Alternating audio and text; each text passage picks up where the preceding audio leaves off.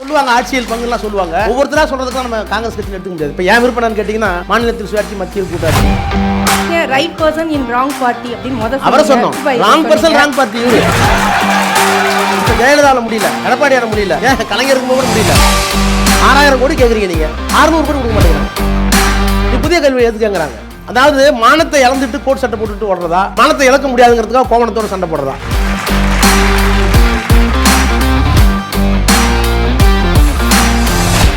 வணக்கம் சார், என் பேர் அருந்ததி. நானும் உங்கள் ஊர் தான் சார், நீலகிரி மாவட்டம். ஓகே,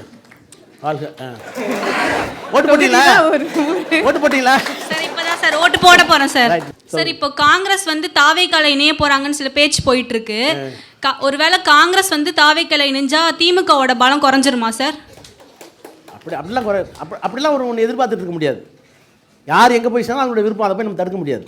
அநேகமாக பிஜேபி எதிர்ப்புலையோ ராகுல் காந்தி அவர்கள் அரசியல் சட்டத்தை தூக்கி காட்டி அரசியல் சட்டத்தை காப்பாங்கிறாருல, அந்த போரில் அவர்களை விட முன்னணியில் இருக்கிற இயக்கம் திமுக. அதனால் போகிறது அவங்க விருப்பம். அது சொல்லுவாங்க ஆட்சியில் பங்குலாம் சொல்லுவாங்க. தனி மனிதர்கள் பேசிகிட்டே இருக்காங்க. ஒவ்வொருத்தராக சொல்கிறதுக்குலாம் நம்ம காங்கிரஸ் கட்சின்னு எடுத்துக்க முடியாது. இப்போ ஏன் விருப்பம்னு கேட்டிங்கன்னா மாநிலத்தில் சுயாட்சி மத்தியில் கூட்டாட்சி.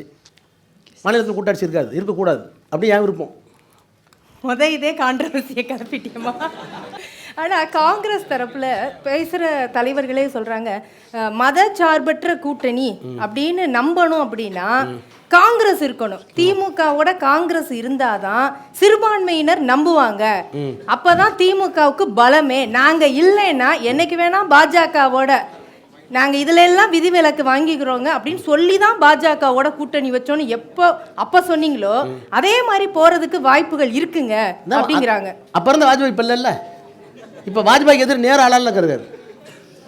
ஒரு வாஜ்பாய் இருந்து அந்த மாதிரி செய்திருந்தால் நீங்கள் சொல்கிறது கூட நியாயம் நினைக்கலாம். இப்போ தான் எல்லாமே முடிச்சிட்டீங்களா, 370 போயிடுச்சு. கோயில் கட்டிட்டீங்க. கோயில் கட்டுறது மட்டும் இல்லை, அதுக்குள்ளே என்னென்னவோ திரிக்கிறீங்க. இந்த மாதிரி நேரத்தில் வாய்ப்பு இல்லைல்ல. நாங்கள் தான் அவுட் ஆஃப் கண்ட்ரோல்னு சொல்கிறோமே. சொல்றீங்க right person in wrong party அப்படின்னு முதல்ல அவரை சொன்னோம். அவரை சொன்னீங்க Vajpayee. Wrong person wrong party. இப்போ வேற ஏதாவது உங்களோட மாத்துறா? இல்லையா, ராங் பர்சன் ராங் பார்ட்டின்னு சொல்கிறேன் நான். சரி, காங்கிரஸ் இதுக்கு வருவோம். அப்படி சொல்றாங்களே காங்கிரஸ், நான் கேட்டேன். இல்லை, எனக்கு தெரிஞ்சு இதுவரை செக்யூரிஸ்டில் 2 கட்சி சரியாக தான் போயிட்டு இருக்கு. அதாவது நெய்க்கு தொன்னையா, தொன்னைக்கு நெய்யாம்பாங்க. தொன்னை தெரியுமா உங்களுக்கு? தொன்னையில் நெய் ஊற்றுனா தொன்னையால் நெய் இருக்கா, நெய் இருக்கிறதுனால தொன்னையானா ரெண்டும் தேவை. ஆனால் நாங்கள் இருந்தால் தான் சர்டிஃபிகேட்டுங்கிறது மற்ற கட்சிக்கு நீ சொல்லலாம், எங்கள்கிட்ட சொல்ல முடியாது. சரி, இதே பதில் அங்கே ஒலிக்கட்டு யாருக்கு கேட்க தெரியும், பதிலாக தெரியும். நன்றி சார். அடுத்த கேள்வி. வணக்கம், என் பேர் ஹரிஷ். தேர்தல் நேரத்தில் நடந்த ஒரு குட்டி கதை சொல்கிறேன். குட்டி ஸ்டோரி. ஒரு ஊரில் ஒரு பண்ணையார் இருக்கார். அந்த பண்ணையார் வந்து ஒரு பெரிய விருந்து வைக்கிறாரு. ஏன்னா அவர் தேர்தலில் நிற்க போகிறாரு. ஊரில் இருக்க குரூப்லலாம் கூப்பிட்டு வாங்க நான் உங்களுக்கு விருந்து வைக்கிறேன் அப்படின்னு கூப்பிட்றாரு. அப்படி ஒரு குரூப் தான் வந்து அரசு ஊழியர்கள் வராங்க, விருந்து சாப்பிட்றாங்க, கோரிக்கைகள்லாம் வைக்கிறாங்க. எனக்கு வாக்களிங்க, நான் உங்களுக்கு நிறைவேற்றுறேன் அப்படின்னு சொல்கிறாரு. அதே மாதிரி வந்து சாப்பிட்டு போகிறாங்க. இன்னொரு குரூப்பு தூய்மை பணியாளர்கள், அவங்களும் வராங்க, சாப்பிட்றாங்க, சுத்தம் பண்ணிட்டும் போகிறாங்க, கோரிக்கைகளை வைக்கிறாங்க. அவரும் பண்ணையாரும் வாக்குறுதி கொடுக்குறாரு. தேர்தல் முடியுது, 2 குரூப்பும் போகுது. 4 வருஷம் ஆச்சே, என் வாக்குறுதியெல்லாம் ஏன் நிறைவேற்றலை அப்படின்னு கேட்குறாங்க. அரசு ஊழியர்கள் வந்து ஒரு போராட்டத்தை அறிவிக்கிறாங்க. போராட்டத்தை அறிவித்த உடனே அரசு பதறி போய் 7 லட்சம் ஓட்டாச்சே, இவங்க கேட்குற மாதிரி கோரிக்கையெல்லாம் நிறைவேற்றிடலாம் அப்படின்னு சொல்லிட்டு ஓய்வூதிய திட்டத்தை அறிவிக்கிறாங்க. 13,000 கோடி ஒதுக்குறாங்க அதுக்கு. அதே மாதிரி தூய்மை பணியாளர்களும் போராடுறாங்க. தடியணி நடத்தப்படுது, போலீஸ் வேன் வருது, அரெஸ்ட் பண்ணுது. ஆனால் இது எதுவுமே வந்து அரசு ஊழியர்களுக்கு நடக்கலை, தூய்மை பணியாளர்களுக்கு மட்டும்தான் நடக்குது. கூவாத்தில் போயிட்டு போராட்டம் பண்ணுறாங்க. அதனால ஒருத்தர் வந்து உயிரிழறாரு. ஆனாலும் வந்து அரசு செவி சாய்க்கல. காரணம் என்னென்னா எங்ககிட்ட நிதி இல்லை, நிதி பற்றாக்குறையில் இருக்கும்.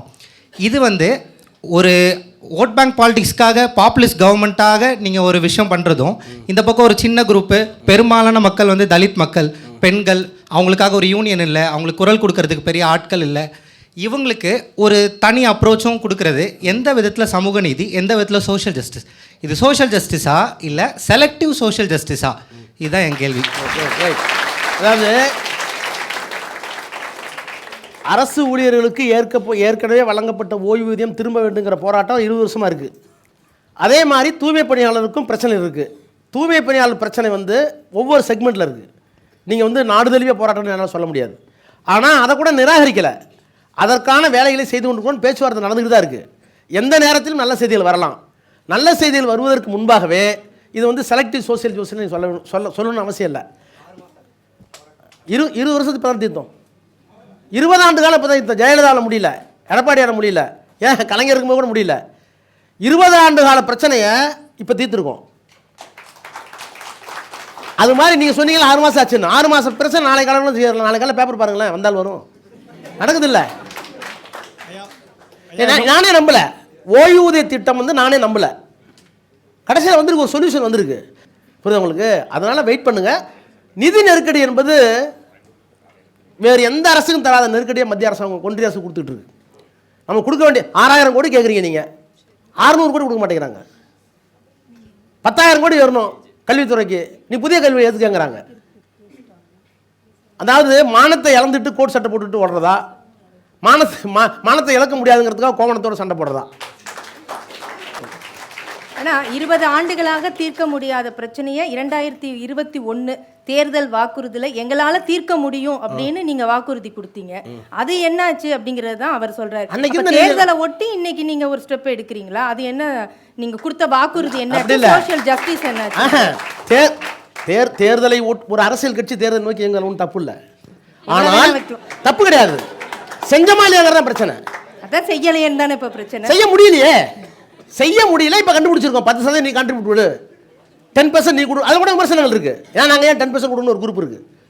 Sir, we got a solution. அந்த solution may be acceptable to somebody or may not be, but we tried it at last week arrived. இதுக்கு வந்து நீ ஏன் 20 இயர்ஸ் பண்ணலன்னா பண்ண முடியல, we do admit. So what, ஒத்துக்கிட்டோம். நீ கையில் இல்லை, பணம் இல்லை, சோ வாட், பணம் இல்லை, இப்போ பணம் வந்துருச்சு, பண்ணிட்டோம். என்னது எனக்கு ஒன்றும் புரியல. அடுத்த தேர்தல் பரப்புரை இப்போ ஏன் சாப்பிட்றேன்னா பஸ் சாப்பிட்டேன், நேத்தியா சாப்பிட்டேன்னா அந்த மாதிரி சாப்பிடல. கண்டிப்பா சார், தேர்தல் பரப்புரை போகும்போது இதே மக்கள் கேட்பாங்க, இதே மாணவர்கள் சோவாட்னு கேட்டா என்ன பண்ணுவீங்க? அழுத புள்ள தான் பால் குடிக்கும். எந்த உரிமையும் கேட்டு வாங்குறது தப்பு கிடையாது. கொடுத்துட்டா வாங்கிக்கிறோம் சார். இதான் அரசியல். வாங்கிட்டாங்க.